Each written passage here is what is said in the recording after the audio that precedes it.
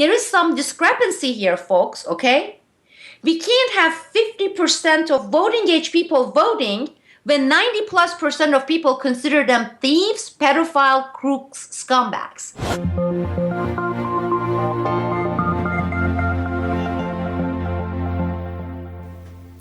Welcome back, ladies and gentlemen. Welcome back to the Boiling Frogs Post Roundtable. I am your host, James Corbett of CorbettReport.com, and today we are joined, of course, as always, by the BFP founder and editor, Sibel Edmonds in Oregon.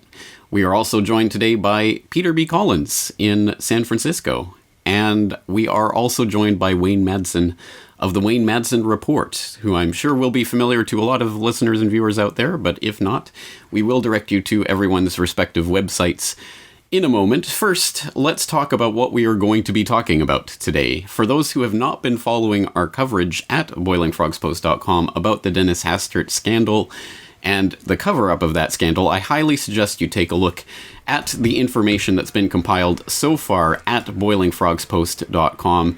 And the best place to do that would be the all-in-one encompassing article that has links to all of the coverage that we've done so far, all of the articles, podcasts, and videos that have been done. It's called The People's Campaign, The Real Hastert Case, all in one place. And I will, of course, provide the link to this in the show notes for this video.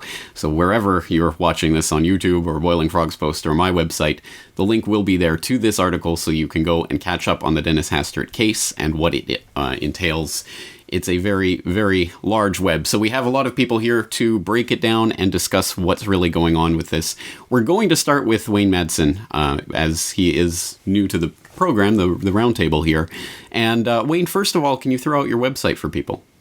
Oh, it's WayneMadsenReport.com. That's all together, no dashes, hyphens. So it's WayneMadsen report.com. Excellent. Okay, again, the link to all of our respective websites will be in the show notes as well. So, Wayne, let's start with you talking about this Dennis Hastert case.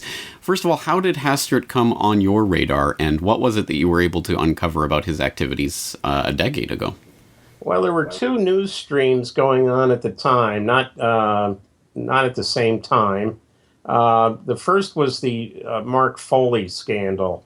Mark Foley was a Republican congressman from Florida, who resigned after it was discovered that he was engaging in illicit sexual activity with underage male pages in the House. Actually, that was not the only scandal. These scandals with House pages seem to have erupted about, give or take a few years, every 10 years.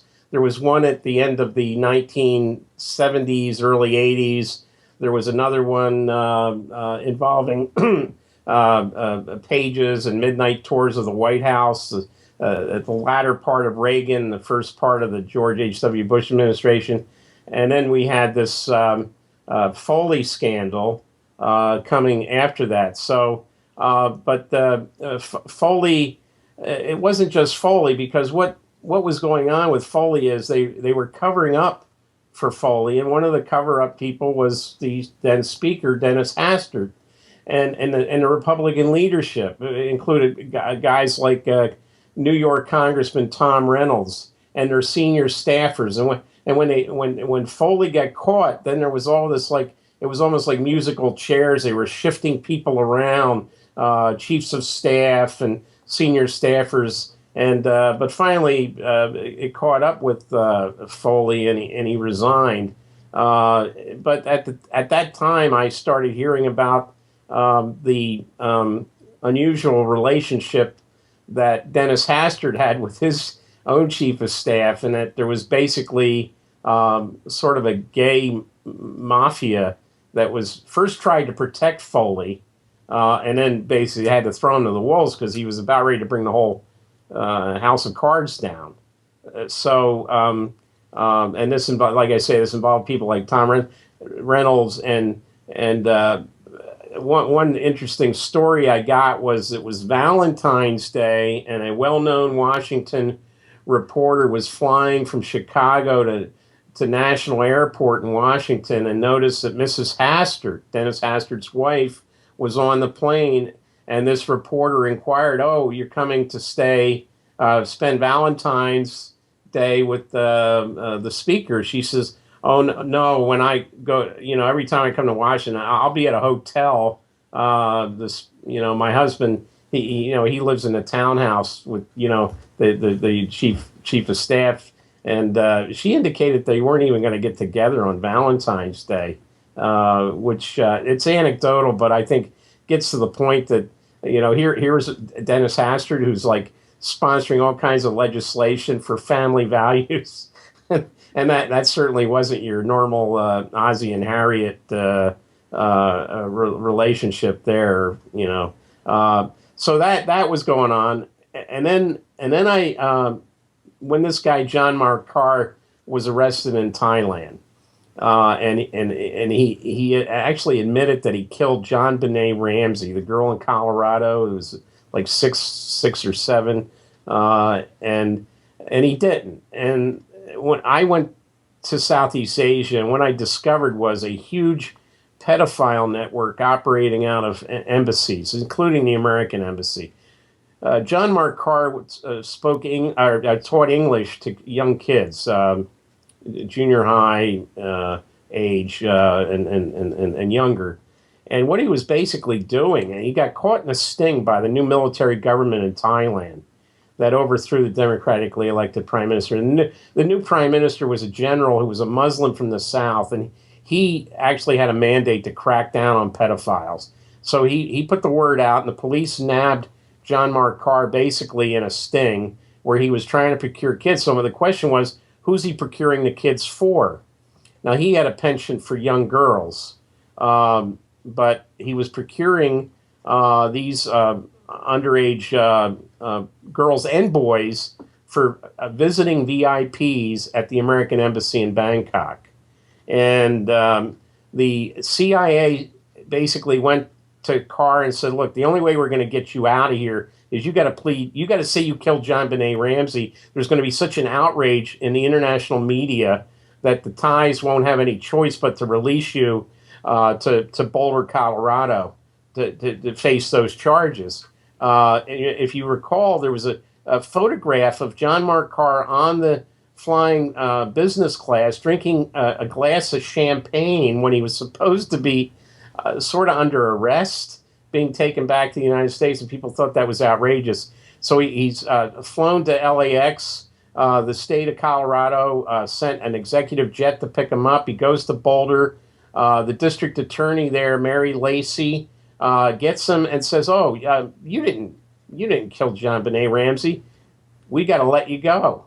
And so he's free and clear. Even though there was in Santa Rosa, California, there was a case against him when he was a school teacher of him possessing child pornography. The hard disk containing the evidence somehow walked out of the evidence room in Santa Rosa, and so he's free and clear now. So the whole thing was to get him out of Thailand, because if they got him on a stand in Thailand, it would have been very, very embarrassing for the United States. And I recall talking to a very senior State Department official about this, who had responsibility at the time for human trafficking, including child sex trafficking, who basically said this. You realize that this could not have occurred at the embassy without the involvement of the U.S. ambassador. And I said, well, it did involve the U.S. ambassador. And it wasn't just... So when I started looking at these VIPs, I looked at these congressional delegations called CODELs. Hastert, who used to complain because he was he's very heavy. He was very heavy. He complained about the 2-hour flight from National to Midway in Chicago. But he had no problems on several occasions getting on flights to Hanoi, Bangkok, and Yangon in Myanmar on these CODELs. He also went to Saipan on some of those, and that's, of course, a sweatshop that Tom DeLay and Jack Abramoff were involved with. And there was also trafficking of kids there to that U.S. territory, Northern Marianas. So you put the two together. And then when I go to Chicago, I start saying, well, what do we know about Hastert? What kind of guy is he? He's a Speaker of the House. And then I started hearing from knowledgeable people that when he was a wrestling coach at Yorkville High School back in the late 60s, he was basically let go because of kids coming back and saying there was improper touching going on and other things going on with him as a wrestling coach. And then some an opportunity opened in the Illinois House of Representatives where ex-coach Hastert, ex-teacher Hastert decides, because somebody died, some Republican died, they decide to run him for the House of Representatives in the state of Illinois. He wins, and then there's another opening for the Illinois Senate. He wins that election, and this is how we eventually get Speaker of the House Hastert. Recall, he only became Speaker as a result of another sex scandal, one, pretty mundane. Robert Livingston, who replaced Newt Gingrich after he resigned after he had to admit to infidelity in his marriage, and that was right after they tried to impeach Bill Clinton. So you might say that Hastert had kind of a lucky political career because he should have been caught at many different times, but he kind of snuck through. And I was actually pretty surprised when they indicted him for paying the hush money. I wasn't surprised. I wasn't surprised that he did it. I was surprised that they indicted him for it. Absolutely. And just to be clear and connect these dots for people, so Dennis Hastert, you're saying, is part of those delegations that were going to Thailand and other places for the child sex trafficking through the embassy. Yeah, and it was, it was not just that. And I mean, you got to look at both what he was doing on congressional delegations, but also what he was doing in the House in a leadership position. Because there was cases involving guys like Jim Colby from Arizona, a Republican. He came out and said he was gay, but there were a very unusual. There was an unusual case where he had taken underage pages to Arizona for like the 4th of July weekend on a camping trip, and that was brought up to the House Ethics Committee, and every time you saw one of these members of Congress, I got to say, in every case, as far as I know, they were all Republicans. But family value type, because I mentioned Foley. Foley was the head of the caucus on missing and exploited children. I mean, this is how in your face these people get. Hastert was sort of like the person I think they look to, as long as Denny Hastert is a speaker or he's in a senior position in the House leadership. We this sort of underlying network of pederasts had nothing to worry about. And I will point out once again, just for people, as I pointed out in my video on this subject, you were reporting on this at least as far back as 2006, if not earlier. So, and that's on the record that you were already reporting on this. So this is not new information you're just coming up with after the scandal broke. You were on it a decade ago. I got to say, when I first reported it, the reaction, of course, from the corporate press in Washington was like, once they stopped laughing, it was like, you got to be kidding. It's shocking sometimes that the corporate press in Washington doesn't seem to get it about these people. But after covering D.C. for as long as I have, some of these journalists go to the same social events that these pederasts go to. So they're worried that it's going to come back to them. I've always suspected them. I know many people, and you see their faces on TV still all the time, would never report it because it's very close to home for them. And I'd like to add just a little bit about the history. Going back to the 1980s, there was a scandal involving a savings and loan in Nebraska called Franklin. And Nick Bryant is a really courageous journalist who has revealed how the people who ran Franklin, was a guy named Larry King, not the TV guy, not the boxing guy, and Larry King was trafficking boys from Boys Town to political parties in Washington, D.C.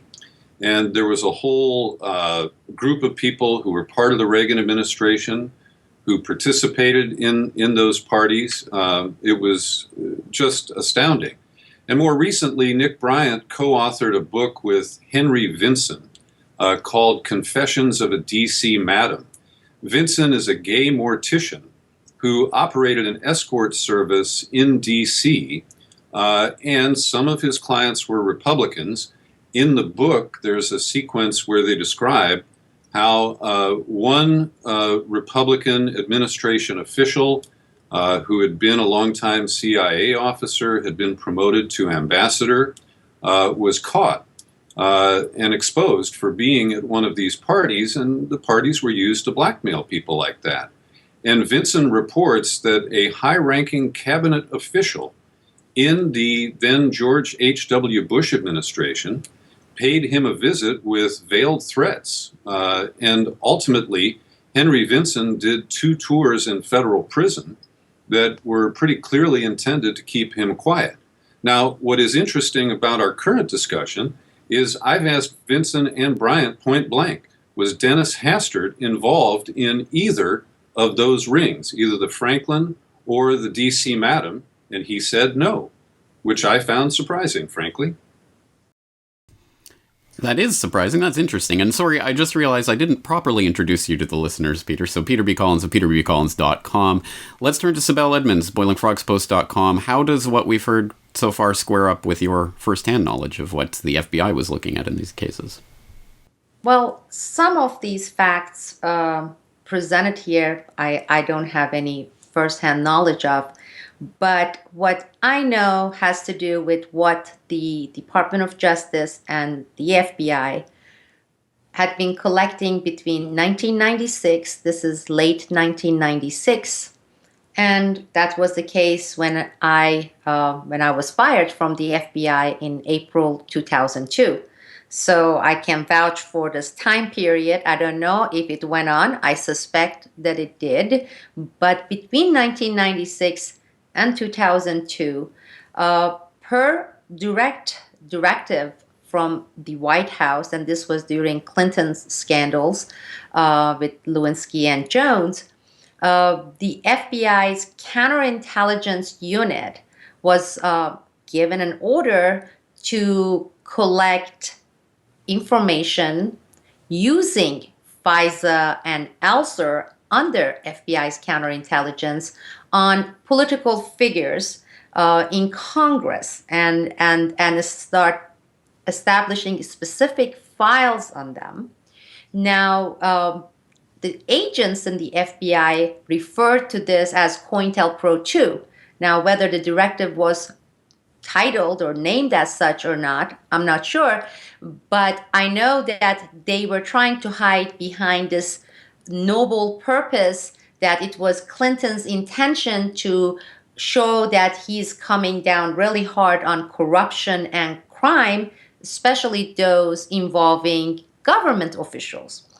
And so what happened during this time in this particular program, they collected tons of information on people like Dennis Hastert, Bob Livingston, Roy Blunt, Dan Burton. But I have to say that in this particular case, it was not limited to one party, because since they were sucking in information from through multiple methods, it was, think of a vacuum. The vacuum is not going to pick up a particular dust particles.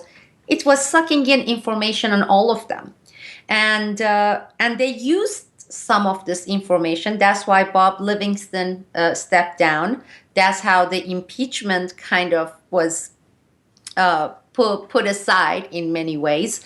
But also by 2000, they realized that they had too much dirt on people from their side of aisle, and people such as, in this case, we had Bob Creamer in Chicago, who served several high-level officials in Illinois. They had Stephen Solars. They had Tom Lantis. They had Jan Tchaikovsky, who was married to Bob Creamer. And so anyhow, I am aware of all sorts of files being collected and these people being under surveillance by the Justice Department. But during the same period, these people, they took congressional junkets. They went to Morocco, they went to Turkey, they went to Southeast Asia, as Wayne just referred to. They were, during their junket trips, some of these individuals, they were engaged in, they received sexual favors, gifts from host countries, companies in the host countries that they visited. And in some cases, some of them used little boys. Hastert was among those people. Some of them liked little girls. And the CIA, through State Department, were recording, because they were also monitoring these people.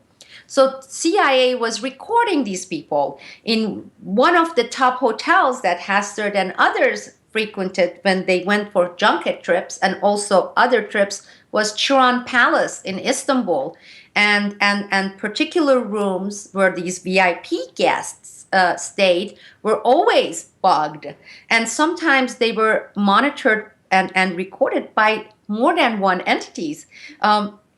Those people who are familiar with my book, The Lone Gladio, and James, I know you read that. These specifics are all in there. And some things that may seem comical are very factual and realistic. You had certain cases where foreign hosts, or here in this country, a foreign lobby group or a criminal network would be recording Dennis Hastert's particular townhouse/office, one of his 3 offices in Illinois, while at the same time, CIA was recording what was happening in that particular townhouse, while the FBI people in their surveillance van would be outside this townhouse, and they would be monitoring, surveilling Dennis Hastert. So Dennis Hastert, for example, in this case, and he was not the only one, was being recorded, monitored. All this evidence was being gathered by foreign entities, foreign lobby, foreign criminal networks, FBI, DOJ, and the CIA. So it was not exactly a secret, what was happening. No, not within the FBI counterintelligence unit. It absolutely was not. But I really need to clarify something. The agents that I worked with, the counterintelligence agents, they really wanted to get this guy. I mean, they initially honestly believed that they were doing all this so they could get what they refer to as bastards and creeps like this and put them behind bars. So it was, hooray, Clinton, we're going to do this. They didn't know until 2001 that it actually started in late 1999 when the FBI agents started saying, we have enough. We have enough to put Dennis Hastert in jail, Steven Solar. Some of these people were engaged in direct espionage. But then the Clinton administration, Janet Reno's excuse was, well, all this evidence on these individuals were collected illegally by abusing FISA. Think about the forbidden tree. Therefore, they could not use this in criminal courts. And that was completely BS. But the agents, until that point, they believed that they were going to this was going to be bigger than Watergate. They were going to put all these people in jail. And then in 2001, George Bush administration, around January 2002, they officially shut down that operation that was trying to get this information into the criminal bucket. You had the counterintelligence bucket, the criminal bucket, and that's when they came and they shut down the process of transferring it from one bucket to another.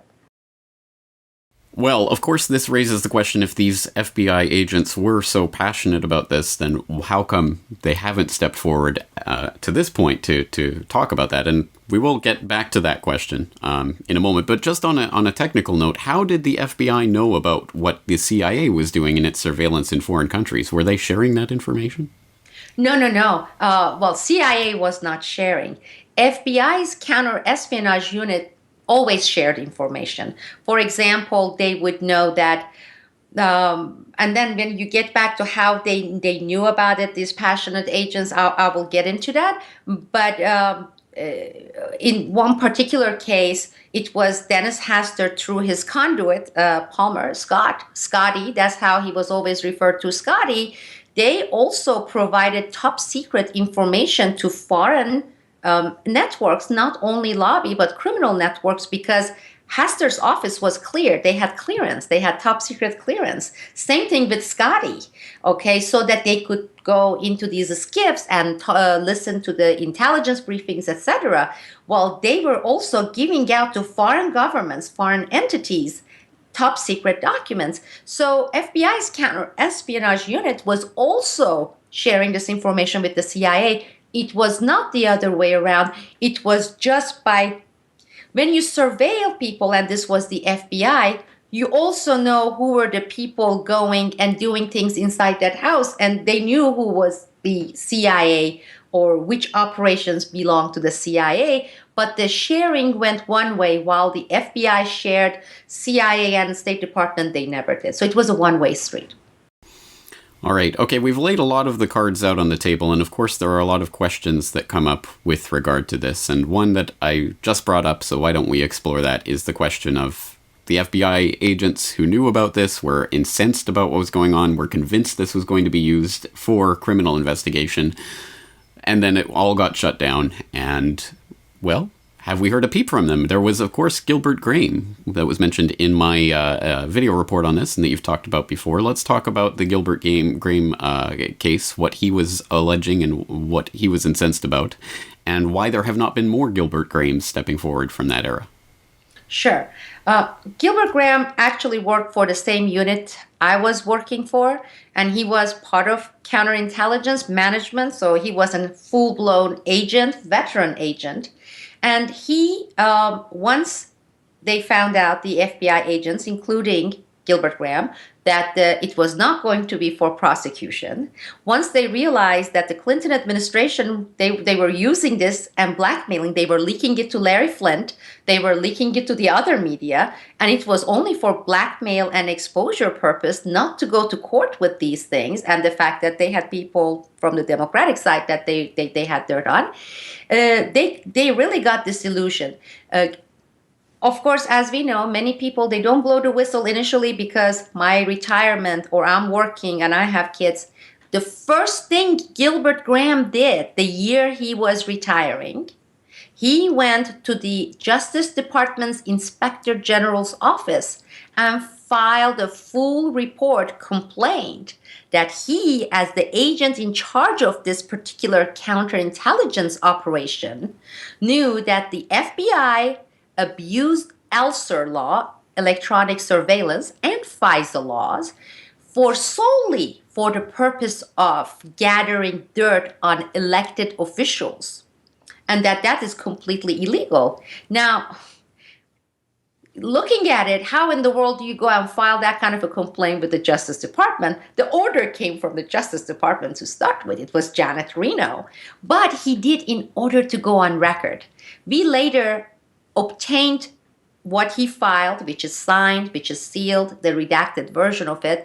And so that's one person. And as you know, Vanity Fair in 2005, September, October of 2005, published a 7-page article on Dennis Hastert.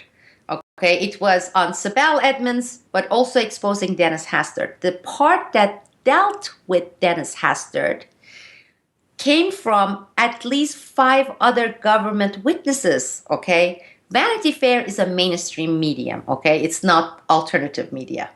They have a legal department with a budget much bigger than all 4 of us put together here, okay? So they knew that they could not publish an article exposing a sitting active Speaker of the House with all these facts that they were given to and not get sued. So they went beyond reasonable degrees to chop certain things, to triple check. There is a fact-checking process in journalism. Without, they fact-check before it goes to print. In this case, in this article they published, they tripled fact-checked, meaning they did it, and then a week later another person came and interviewed witnesses again, 5 other witnesses from the government, and at the time some of them were still working for the government, some of them were outside the government, had already retired, and they published this piece, all fact-checked. And the sexual stuff didn't get in there because of the legal issues, but the financial stuff, the fact that Dennis Hastert was getting foreign bribery, Dennis Hastert was engaged in money laundering, suitcases of cash, and Dennis Hastert didn't sue. They didn't even really issue denial. It was this non-denial denial. The Dennis Hastert's attorney in 2005 said, well, Vanity Fair is not presenting the recordings that the FBI had. And they did not challenge, they did not deny it. It had 1.5 million circulation, Vanity Fair expose. Their magazine has 1.5 million circulation. And at the time, Dennis Hastert was the Speaker of the House, guys. And guess what? Washington Post didn't cover it. New York Times didn't cover it. Chicago Tribune, not a single publication in Illinois covered it. Vanity Fair, mainstream media triple checks, publishes a 7-page article with 6+ witnesses on a current, at the time, active Speaker of the House. Why the nation's media, and that's from both sides of the aisles, Democrats and Republicans, suddenly went silent on that? That's the question, isn't it? Well, I think these people went to Vanity Fair and they got disgusted, okay? They got disgusted because they put their necks out there to do that, right? Nothing happened. Bunch of those people, they said, they said, damn this majority, damn this people, they don't care. We are giving them the Speaker of the House, okay? Nothing happened. In 2009, I testified under oath and I gave more detail, including the townhouse that Wayne knows about with Dennis Hastert. And I got into the sexual activities. This is 2009, okay? I ended up writing a book, the whole book, my fiction book. There is a section that deals with these issues. Really, it had to be fictionalized. And yet 2015 comes, this supposed little mini scandal breaks, and you don't see a single publication, Washington Post, Chicago Tribune, New York Times, tying the case to Vanity Fair article that had been already vindicated, validated under oath testimonies, Wayne Madsen's article. You don't see a single one of these publications doing that. Ask yourself why. Why wouldn't they? They are supposedly writing about Hastert's indictment, the fact that he's a thief, that the fact that once upon a time he was a pedophile, then he got cured, went to Congress, and stopped screwing kids. And the same publications, they do not mention all the relevant facts from the past, the fact that it was always out there, but the media covered it up, as well as other players. And I would like to hear your take, why the media from both sides, the liberals, so-called liberal media, Democrats, and the right-wing media, has been going about covering up the known facts about Dennis Hastert. Any takers on that question? I'll jump in, but you go ahead, Wayne. I will defer to you. I was just going to say, and to answer Peter's question about the Franklin scandal and the Vinson connection to that, the reason why Dennis Hastert wouldn't have come up in that one is, in those days, he was not a senior congressman from Illinois. As a matter of fact, if you were going to target, in other words, the Franklin group, these were the elite. These were like, you got the national security advisor to the vice president of the United States. You've got the vice president of the United States involved, George H.W. Bush. You've got senior people in the media at the time, including somebody that keeps writing books and based on his experiences at Watergate and bringing down Richard Nixon at the Washington Post. I won't mention any names, but I think you know who I'm talking about. He's got a new book out now. They said it's different than all the rest. Gee, it must have footnotes in it if it's different than all the rest. But anyway, the guy who they would have targeted in those days would have been Bob Michel, who was the House Minority Leader for the Republicans, and he was the dean, of course, of the Illinois delegation. So Hastert in those days was just one congressman. I'm not saying he wasn't involved in all this, but he hadn't achieved the notoriety and the sort of the seniority that he would have been invited to these high-level functions, because you had, the Pages, the kids out of Boys Town. They were trafficking kids in from other countries apparently on Air Force planes, landing at Offutt Air Force Base in Omaha and then being scattered to who knows where. You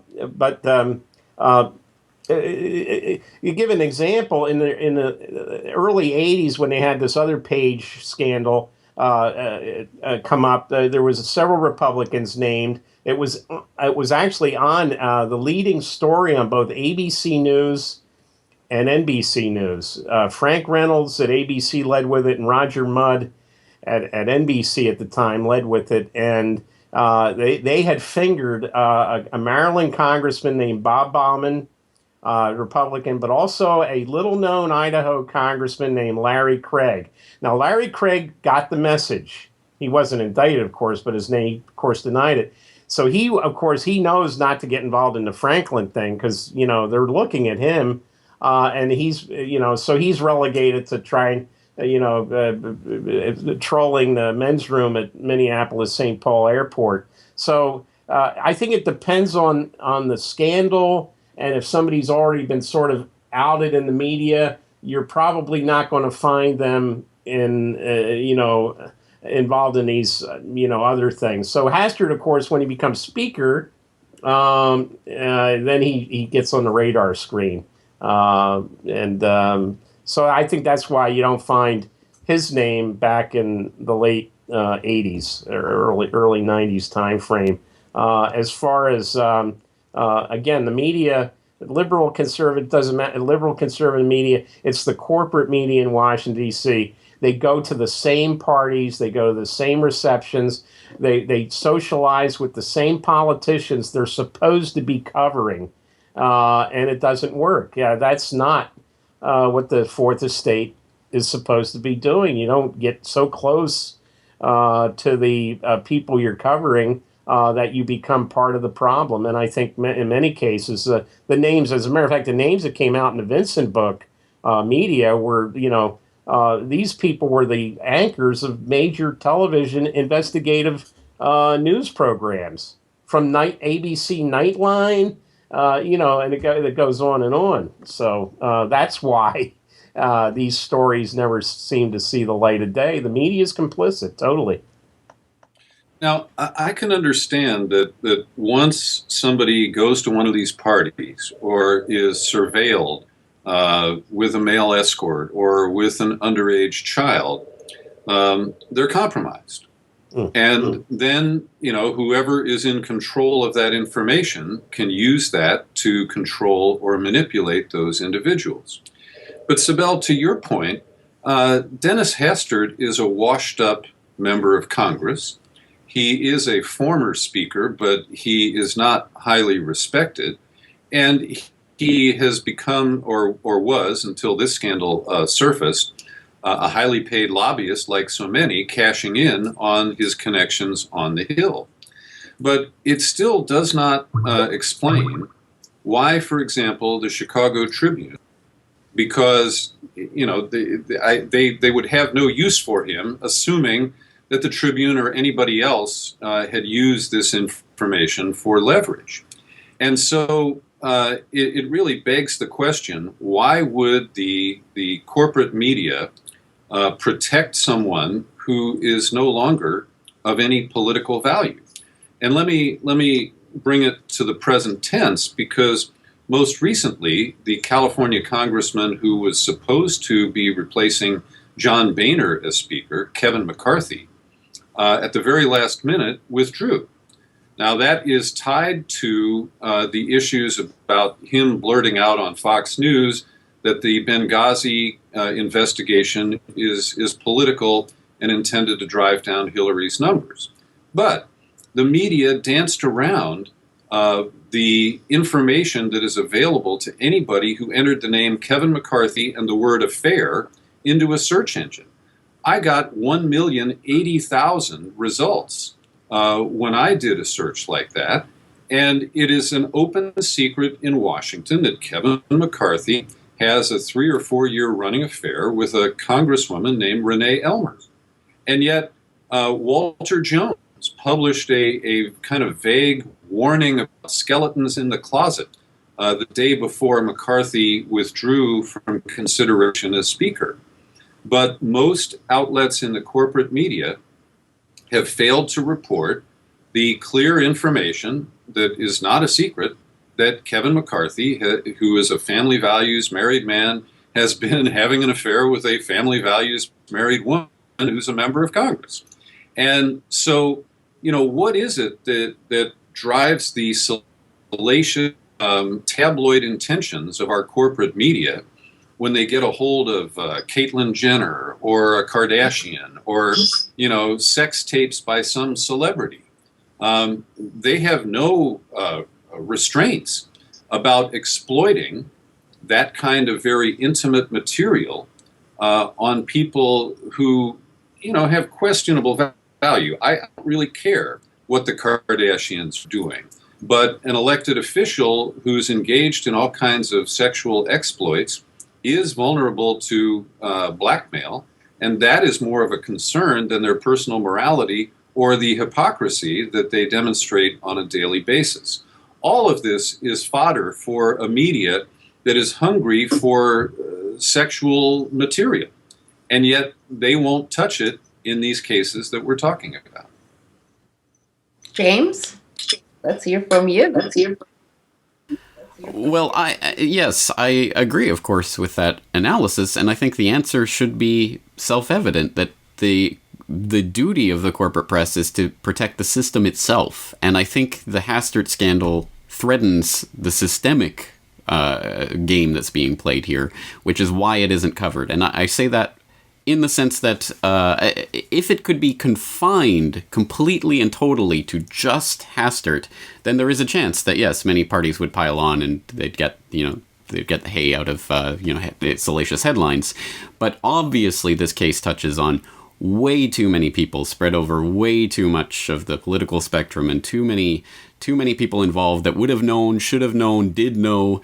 Why didn't you cover this 10 years ago? Those types of questions would start to come up, and that would be uncomfortable for too many people, which is why I think, again, I'm sure there are reporters out there and journalists who are interested in getting their teeth into this in the same way there are FBI agents who are interested in getting their teeth into this. But the editorial control obviously comes from the ownership and of these organizations in the top. And I'm sure that the word goes out. I mean, I don't know. I don't have firsthand knowledge of this, but that's my understanding of how this works. Here is my real shock or disappointment, and that is we are way into this internet era age, and I really thought, and this was 10 years ago, 15 years ago, that things were going to start to change. Because look, James, you and I have been doing these video reports, podcasts, right? Articles. This thing is called social media, social networking, Twitter, Facebook, etc. What I don't understand is even using these channels and mediums and communicating directly with the people who have stakes in this, okay? This is about them. This is about their so-called representatives. This is about their so-called justice system that they believe in. This is about people they go every 2 years and vote for. That is the part. But yeah, we know about corporate media. But you would think people being exposed to this through all these mediums that we use, and we bring to them this information on the platter, and say, here you go. Sometimes we even chew them, James, and it's like, you don't even have to chew it. Look, we made it all in one place, so you don't have to click more, and we are giving you this and that, so all you have to do is just chew your gum, watch it, and everything is there, right? All right. Why that is not working as we had expected. To me, that is the real dilemma, saying, because if that works, believe me, then there will be a pressure even on those people in corporate media to say this is just getting way too embarrassing and obvious. But we have not gotten anywhere near that point. And why is that? And Sibel, let me ask you, because ever since the Hastert story broke, and even when you were out of the country, you have been providing, in a very courageous manner, important information, background about all these things we're discussing. So it's been now 4.5 months. Have any mainstream reporters contacted you and expressed an interest and then said, oh, I'd love to run this story, but it got spiked? Or my boss said, you should go talk to Caitlyn Jenner. Don't be pursuing this story about Dennis Hastert. Yeah, that's a good analogy. I'm glad you brought it up. Only one, Peter. I'll have to go and dig up his name. He's the lead reporter for CNBC. Actually, he kept emailing me while I was overseas, and I ended up going and getting a disposable phone, having him call that number, which I ended up paying for because that's how it works, when you're overseas with that phone. And I said, go listen to the testimony I provided so we will save time. He's like, yes, I listened to that and I read the Vanity Fair article and I gave him additional information.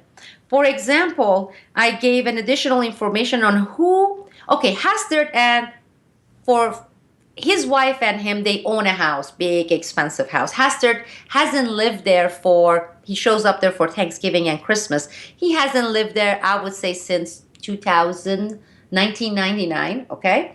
And he has several offices in Illinois within his district. One of them is a combination, and I know the exact address. Anyhow, I provide this guy, and I said, find out who owns this house, okay? Because Hastert is not even paying rent, okay? He doesn't own Hastert. And this guy used to work for the CIA, all right? And anybody goes into it can find out about this guy. And he's giving that house free, and the house that is bugged by several entities where he was screwing underage boys, okay? So I give him this information. Actually, he goes and finds a guy. The fact that he used to be part of the CIA, his name, and he gets confirmation, the CNBC guy, if that jerk is watching right now, okay? He gets confirmation that, he did not accept money from Hastert because he was doing it as a favor and he did not see anything wrong, and he never personally with his own eyes witnessed anything happening with minors. That was his answer. I said, okay, well, you have my testimony, you have Vanity Fair, the conversation. He said, well, the whole thing is I went to the FBI and they are unwilling to confirm what you're saying. They're not denying it, okay? They are saying no comments, okay? These FBI counterintelligence unit information we're not going to share. We're not going to say one way or another. But they're not saying this is crazy. Then he says, we were planning to have this big coverage, but we are going to do it if you, Sibel Edmonds, provide us, CNBC, with pictures of Hastert as he's screwing boys, videotapes of Hastert screwing boys, audio tapes of Hastert and or audios of Hastert, or people who were there and they were seeing him receiving suitcases of cash in that particular townhouse and screwing boys who are going to go on the record and say, yes, we were present. After 2 hours of phone calls wasting my time, costing me money, after getting all this confirmation, including the background information that I gave this guy for CNBC, he comes and says, we would do it if you hand over all the sex videotapes and everything to us. Yeah, like you and that's on a flash drive. And that's the only one, Peter. Nothing from Chicago Tribunes or anything else. It's just that's the only one contact from the mainstream media I had. And this is exactly how it was resulted. I have his email address. He started the inquiry. He contacted first my previous attorneys in D.C., and they contacted me, kept sending emails saying, this reporter wants to talk to you. He's good one. He's not like the rest. I have been told that like 1,000 times. And you would think, I tell my husband, I say, I would never, ever, ever fall for it again. And I fell for it again, and I paid by, real money. It's not only my time. And then the guy says, Give me all the tapes and then we'll run it. I mean, this is just amazing. Well, let's get to the more, I think, interesting aspect of this that you raised earlier, Sibel, which is, okay, we understand why there are interests in the corporate media that aren't going to touch this with a 10-foot pole, but there are people in the public who have a direct stake in this, people who voted for Hastert, let alone just the general population of the United States, let alone concerned people all around the world, like Canadians living in Japan, who are interested in this and should be outraged, one would think. Why are they not outraged? And I think there's a lot of different ways to approach this question. I would separate it into the two categories. I mean, we're obviously on boilingfrogspost.com talking to the irate minority, which is a certain class group of people. And then, of course, there's the sort of unwashed masses, I guess, who you know, whatever, chew their bubblegum and think about Caitlyn Jenner.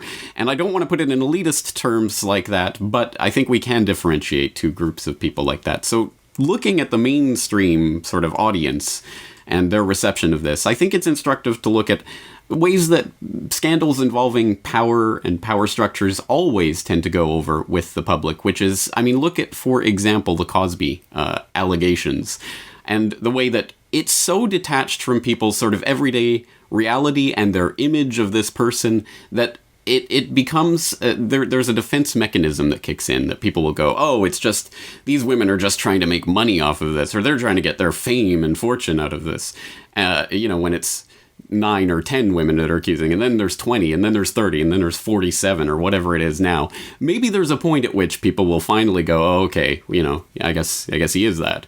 And I think it's that question of having enough evidence to put it over the top in that way, because let's put it back to what the CNBC reporter was saying. Show us the pictures, show us the video, sure, we'll believe it then.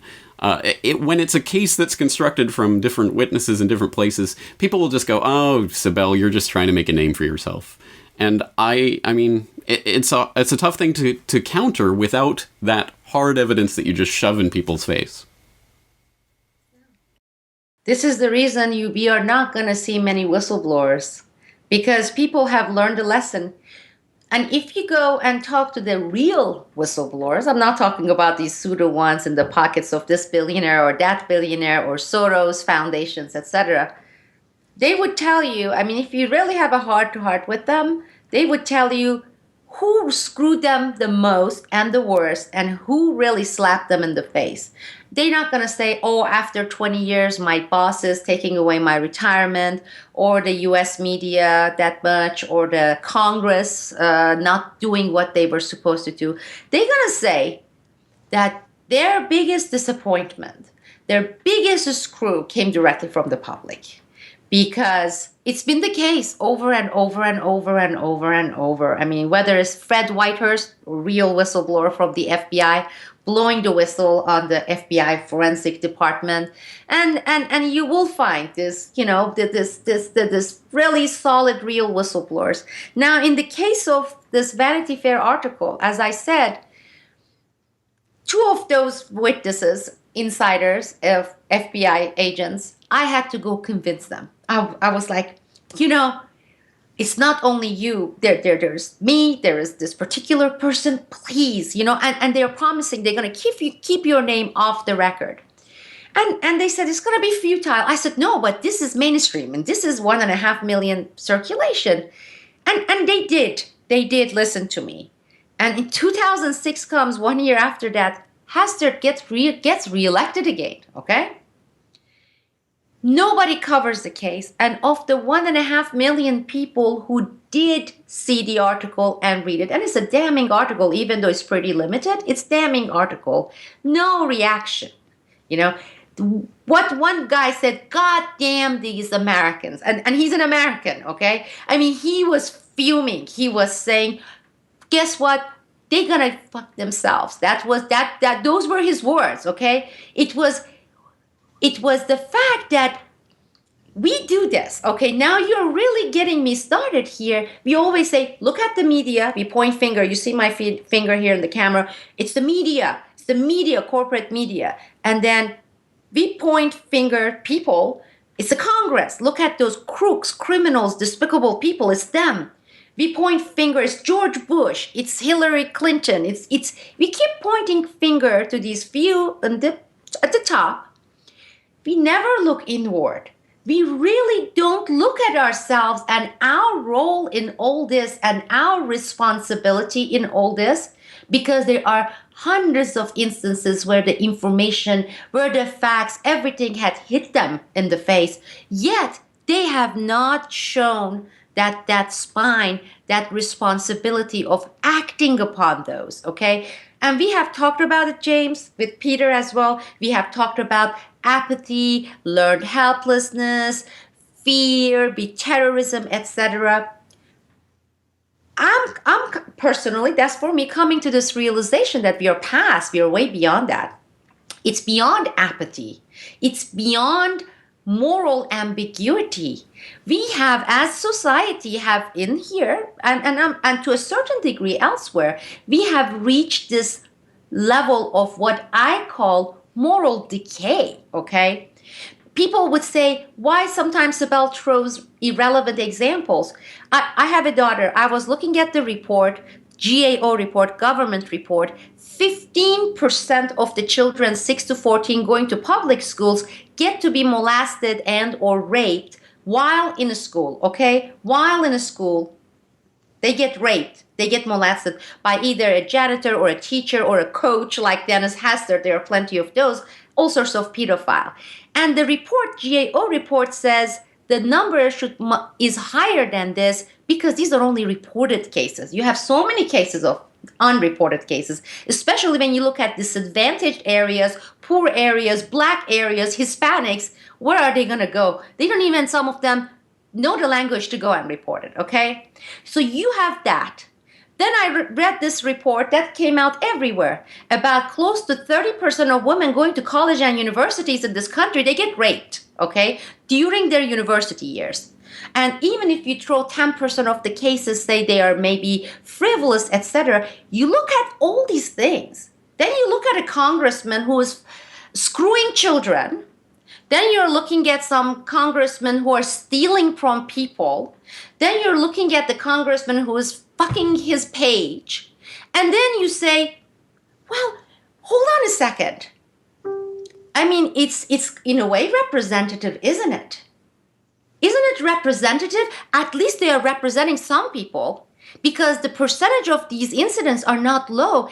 Is that why people are not reacting? Because then it hits really close to home. Because look at what we are doing in our own daily lives. Look at us. I mean, you really look at us and look at our moral decays, the signs of moral decays we are showing every day, and then say, maybe it is, in this case, is bottom up. Maybe this is one of those instances of bottom up. And then I'm going to let you just tell me that I'm being totally negative and people are not really that responsible. Everybody's making them do these things, you know. Everybody's making them doing these things. Peter. The one issue that I have is why did they wait until now to pounce on Hastert? And it could be that Hastert is a sacrificial lamb. After all, he's an ex-member of Congress, ex-speaker. If you're going to get somebody who's not in a position of authority now. And it could be based on some other incidents that have taken place within the last few years. Now, last year, the chief of staff for Senator Lamar Alexander of Tennessee, a guy named Ryan Loskarn, was arrested at his townhouse on Capitol Hill with a hard drive containing literally gigabyte after gigabyte of child pornographic still photos and videos. Now, this was much too much material for him to be, I hate to use the word enjoying by himself. It's clearly this guy was a distributor to others. However, Ryan Loskarn, rather than being kept in protective detention in the District of Columbia, was released to the recognizance of his parents in Maryland, and like a few days before his arraignment in D.C. federal court, he was found hanging in his parents' basement, dead. There was no autopsy done by the chief medical examiner for the state of Maryland, and he just said, "Oh yeah, that's the thing around the neck is kind of indicative of the fact that he hanged himself." That was it. No toxicology, no nothing. Visual exam. Now, Laskarn had also been chief aide to several members of the House of Representatives during the time Hastert was there, and so the issue was Laskarn distributing this material to others? And, the way the FBI operates, and Sibel knows this more than anybody, is they'll get a guy like a Laskarn and then say, look, we can shave some time off. You're going to get a heavy sentence, but if you cooperate with us and tell us who were the customers, who were you distributing this to, we'll go relatively easy on you, because it's the same way they go after mob people. They get the low level to rat out the higher ups. Now, this was going on at the same time. The Democratic Attorney General in Pennsylvania, Kathleen Kane, was aggressively pursuing the Jerry Sandusky Penn State matter, and that was much larger than anyone has reported, because it was all through the Second Mile Foundation, which was basically Sandusky's charity for troubled youth, and it was being used as a pimping service to pimp out young underage boys to big donors to the Second Mile Foundation. Unfortunately, in Pennsylvania, they put this guy, Joe Paterno, up on a pedestal like he's a god. He's dead. Graham Spanier, who was the Penn State president, is under indictment now for covering up the Sandusky matter. He had been before that, he had been the president of the University of Nebraska in Lincoln during the time of the Franklin scandal. So there are connections to all these things if you look hard enough. And Kathleen Kane, the Attorney General, is trying to run her out of office now because she has uncovered the fact that right in the Attorney General office, when her Republican predecessor was there and the Republican governor who was there, they were actually not only covering up and dragging their feet on investigating the Sandusky matter, but they were exchanging lewd emails, including photographs that were highly suggestive of child pornography, not pornography, but suggestive of it. And one of the people who was a recipient and sender of this was a Republican appointee on the Pennsylvania Supreme Court who had to resign in disgrace over this. So the fact is, why did they get Hastert now? The Laskarn deal, we don't know. That, by the way, the Laskarn thing was international. It was based out of Toronto, the Ring, and we had the sudden resignation of the Canadian foreign minister and an indictment of a leading member of the Social Democratic Party in Germany, all identified as, well, we don't know about the foreign minister, but he had already been accused of hanging around underage kids. I'm talking about John Baird.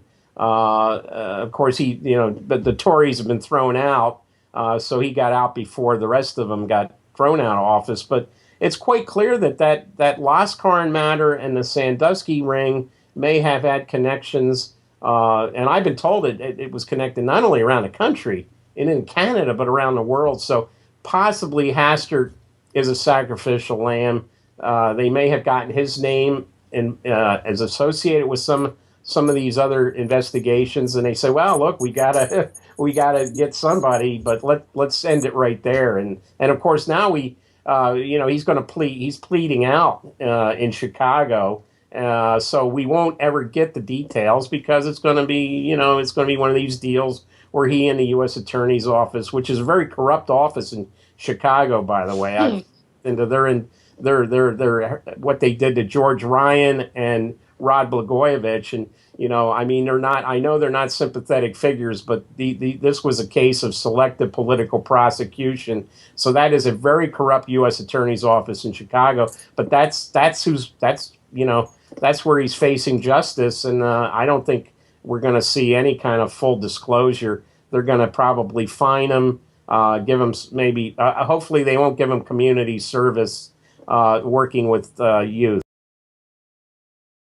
Well, and for me, one of the big unanswered questions is why the so-called individual A, who received the money from Hastert in exchange for keeping quiet about the alleged sexual activity 30 years ago, individual A is not being indicted.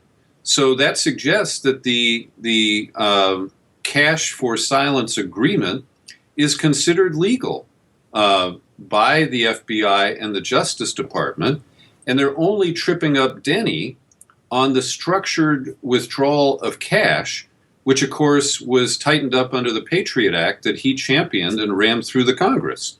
So I find it curious that the very narrow focus of this prosecution and the implication that the recipient of the hush money committed no crime. Well, I'm going to offer a fairly informed theory on what took place here, because Hastert's case, this recent scandals, what we have, didn't start with the Justice Department. What happened, it started as a much smaller case based on a tip by a guy who was suing Hastert in civil court in a much lower level Chicago politics in Illinois, okay?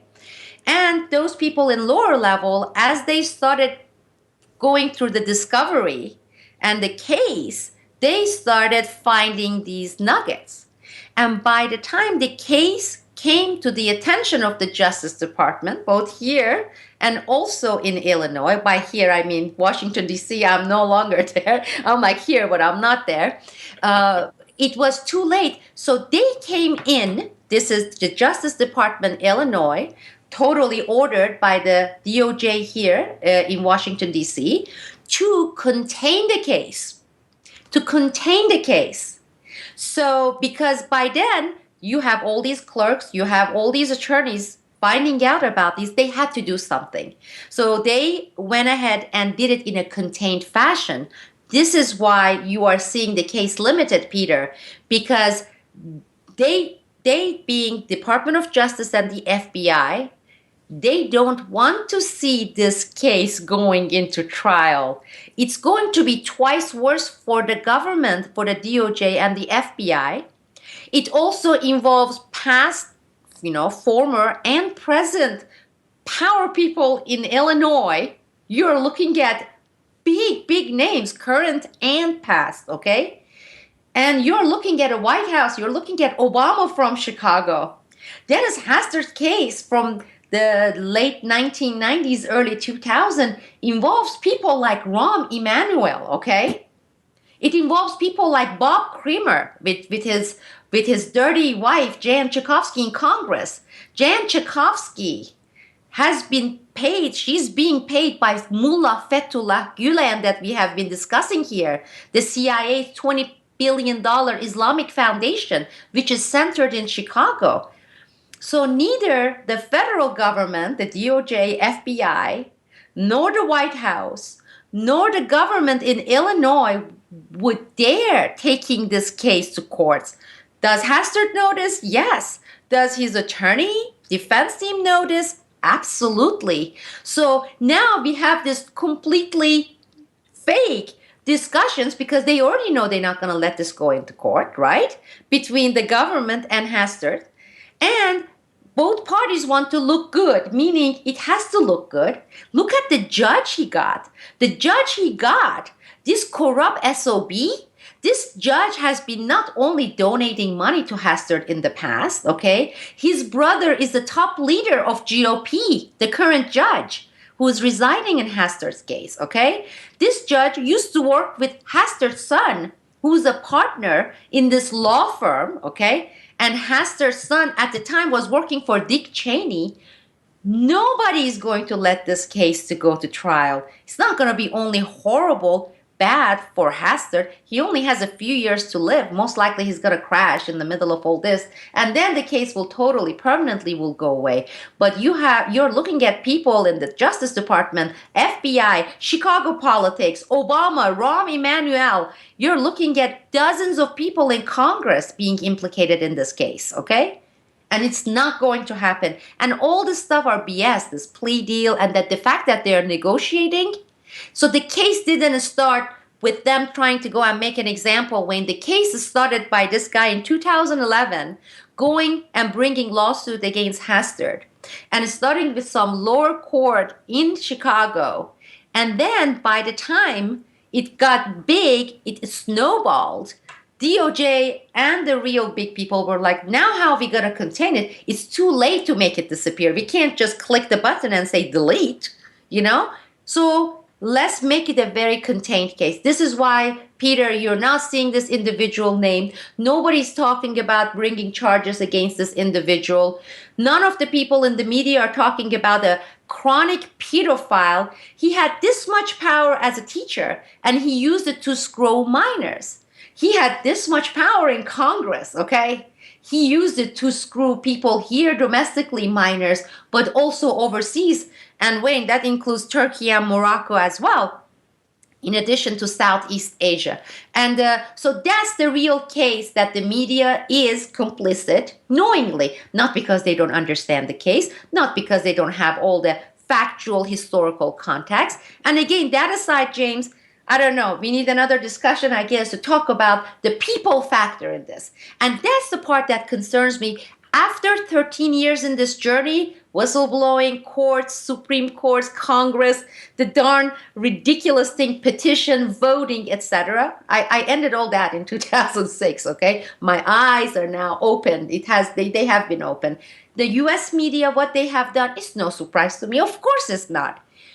The biggest surprise for me is having this opportunity with the internet, okay, with these mediums like YouTube currently, and with the social channels, being able to communicate directly with people, bypassing the government, bypassing the media, and yet seeing this lack of reaction, lack of interest, and lack of understanding of implications, okay? Because I'm going to leave you with this, and I'm going to have you end this, because they have this thing, Washington's blog covered this, 90% plus people in US, they regard Congress as lower than cockroach. Did you read those headlines? The vote of confidence in Congress is less than 10%. American people, you talk to them, 90+%, they would say they are criminal, crooks, dirty scumbags, blah, blah, blah. No surprise, nothing new here, folks. God, just go on. Okay, I accept all that. Then 50% of the population in the age of voting, they go and vote. There is some discrepancy here, folks, okay? We can't have 50% of voting age people voting when 90+% of people consider them thieves, pedophile, crooks, scumbags. There is something wrong here. Either you don't vote and say, these people, they come, the authoritarians, we have nothing to do, we don't select them.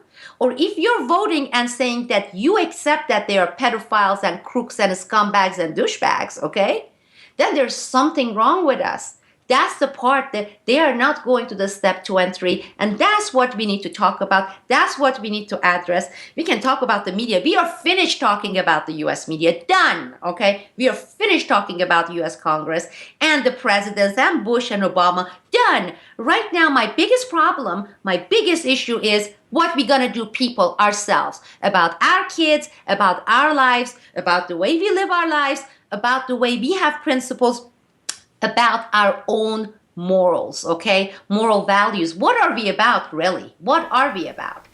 That was my last sentence. Well, that's a pretty powerful and stirring way to end things, and I hate to leave the tapestry of this conversation with a hanging thread, but that is obviously too much of a conversation to broach at this point, so we will wrap things up here. I will only, as a teaser to our next conversation on this topic, I will only say that I tend to disagree that it is moral decay that we are facing. I think it is moral desensitization, and I think there's a couple of different ways that applies both to the mainstream audience and to the alternative media audience. And it is it is surprising, it is disappointing, but you can almost hear a pin drop in the comment section of my video on Hastert, for example. No one cares. No one cares. We all know pedophiles run Congress. No one cares. Why is that? And we're not going to do anything about it. We're going to continue to vote, and we're going to continue the whole charade. It is a very important question, but we'll cover that, as I say, in our next conversation. This conversation never really ends, does it? It just continues going on. All right, let's wrap things up properly. We're joined today once again by Wayne Madsen of the Wayne Madsen Report, WayneMadsenReport.com, Peter B. Collins, PeterBCollins.com, and Sibel Edmonds of BoilingFrogsPost.com. I'm your host, James Corbett of CorbettReport.com. Until next time, thank you for tuning in, and please do check the show notes for links to some of the stories and ideas that we've been talking about. Thank you for your time. This video is brought to you by the subscribers of BoilingFrogsPost.com. For more information on this and other topics, please go to BoilingFrogsPost.com. For more information and commentary from James Corbett, please go to CorbettReport.com.